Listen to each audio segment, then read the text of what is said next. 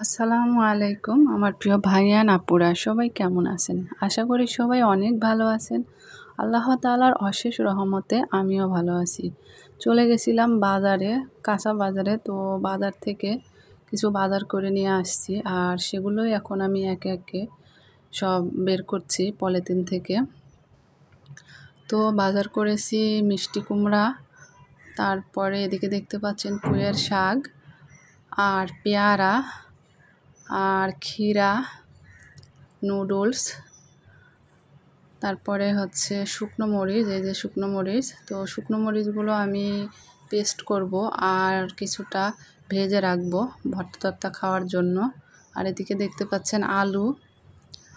তো এখন আমি বাজারগুলো সুন্দর করে গুছিয়ে নেব আর আলুগুলো একটা ঝাঁকাতে ঢেলে নিব। তো এই যে আলুগুলো আমি ঝাঁকাতে ঢেলে নিচ্ছি।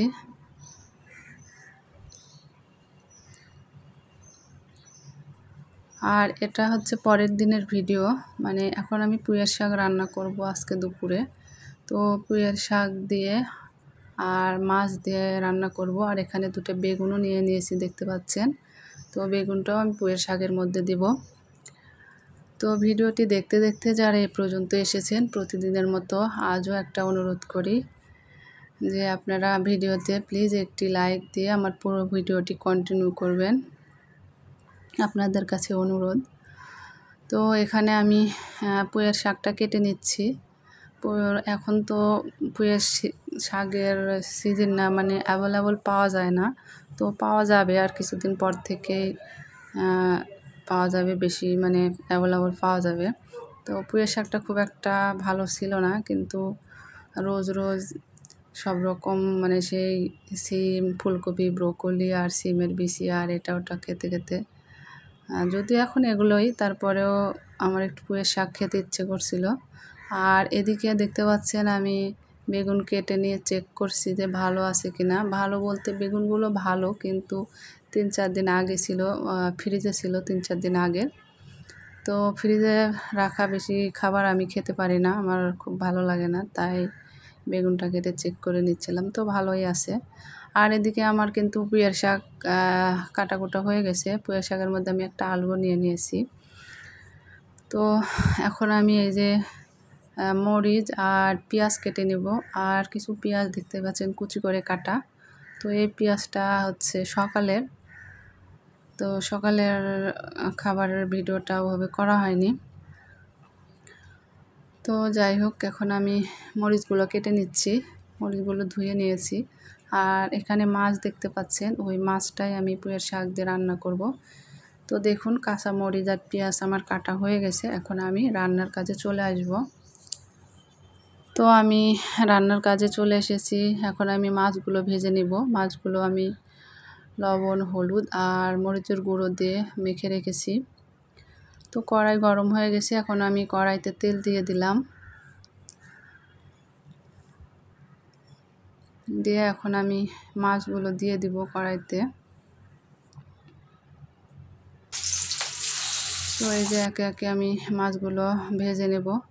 আর এই মাছটা খুবই ফুটতেছিল, একদম তেল ছিটে চোখ মুখে পড়তেছে, তাই আমি ঢেকে দিয়েছি, ঢেকে দিয়ে ভাজতেছি।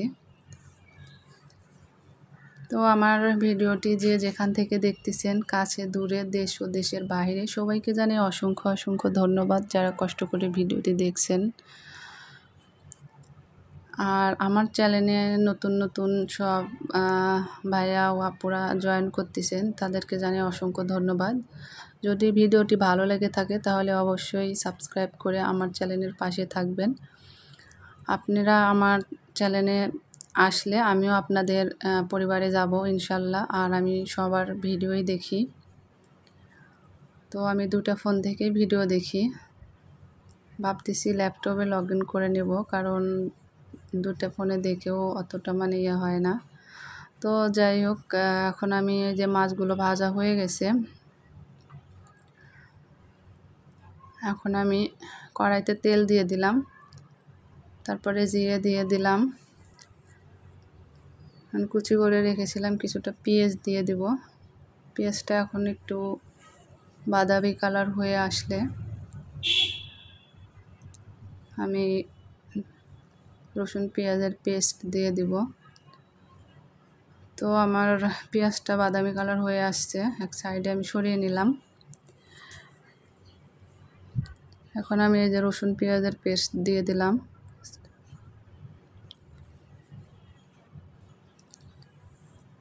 তারপরে কাঁচামরিচের পেস্ট, আমি কাঁচামরিচ কেটেও রেখেছি, সেগুলো দিব। এর জন্য এখানে একটু কম পরিমাণ ঝাল দিলাম।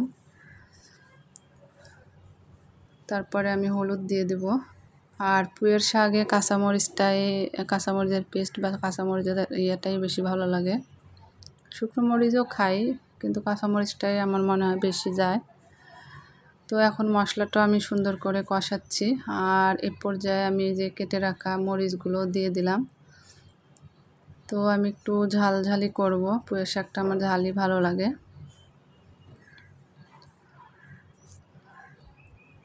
তারপরে আমি পরিমাণ মতো লবণ দিয়ে দিলাম। দিয়ে এখন সুন্দর করে মশলাটা আবারও নেড়েচেড়ে কষিয়ে নেব।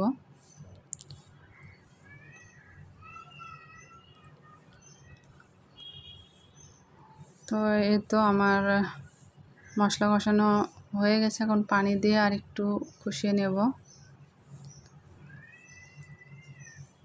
তো আমি পরিমাণ মতো আর একটু পানি দিয়ে দিলাম।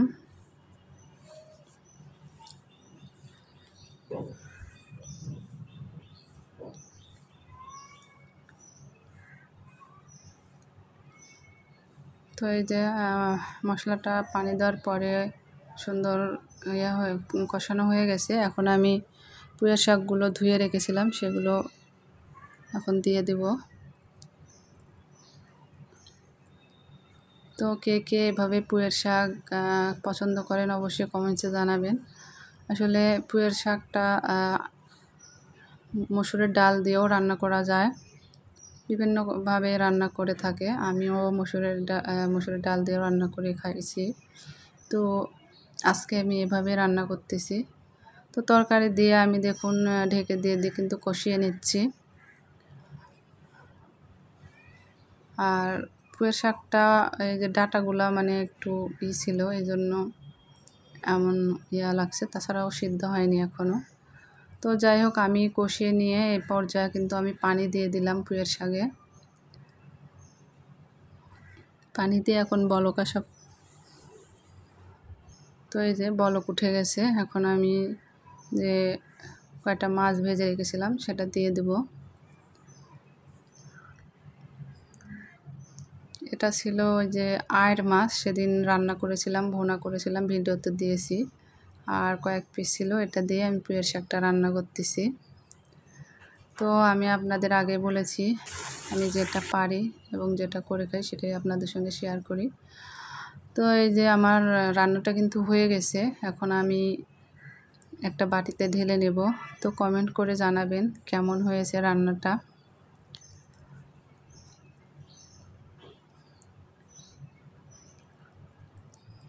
আর এদিকে আমি বিকেলে মটরশুঁটি দিয়ে নুডলস রান্না করেছিলাম, আর তার সাথে চা। তো সেটাও আপনাদের সঙ্গে একটু শেয়ার করে নিলাম। তো মটরশুঁটি দিয়ে রান্না করার সময় ওটা ভিডিও করা হয়নি, তো করার পরে আপনাদেরকে দেখাচ্ছি। তো আজকের ভিডিওটি পর্যন্তই। সবাই ভালো থাকবেন, সুস্থ থাকবেন। আল্লাহ হাফেজ।